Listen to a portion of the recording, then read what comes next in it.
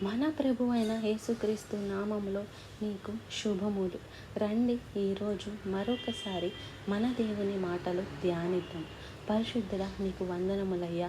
నీ మాటలలోని శక్తి, నీ నామములో ప్రార్థించుటలో ఉన్న శక్తి, నీ యందు విశ్వాసం ఉంచుట ద్వారా కలిగే దీవెనలను మేమందరము పొందుకొనుటకు సహాయము చేయమని క్రీస్తు నామంలో అడుగుచున్నాము తండ్రి.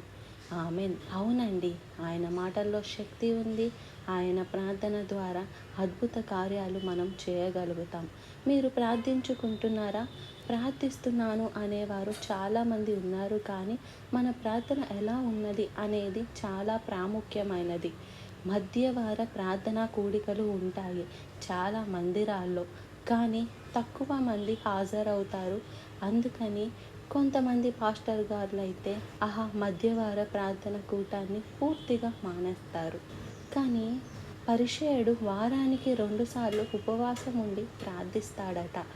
మీ భక్తి పరిసయ్యుల నీతి కంటే, భక్తి కంటే ఎక్కువ అయితే గనక మిమ్మల్ని మేమే మెచ్చను అన్నాడు దేవుడు.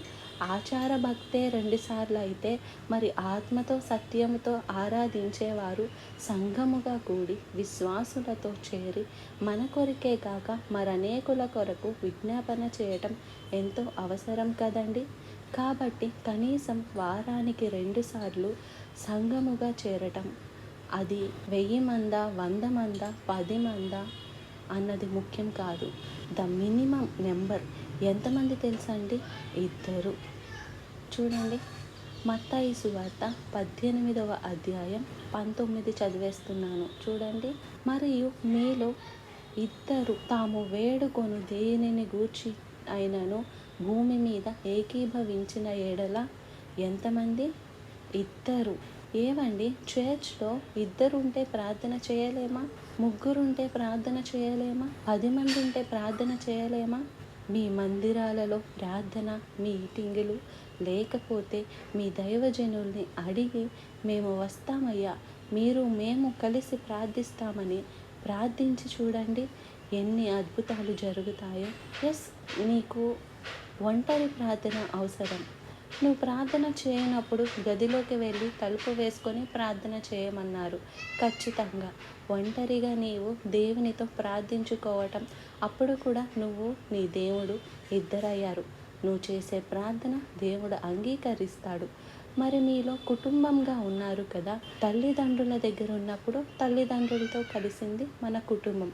మనకు వివాహం అయిన తరువాత పురుషుడు తల్లిదండ్రులను విడిచి తన భార్యను హత్తుకొని వారి ఏక శరీరం అవుతారు. వారిది వేరే కుటుంబం.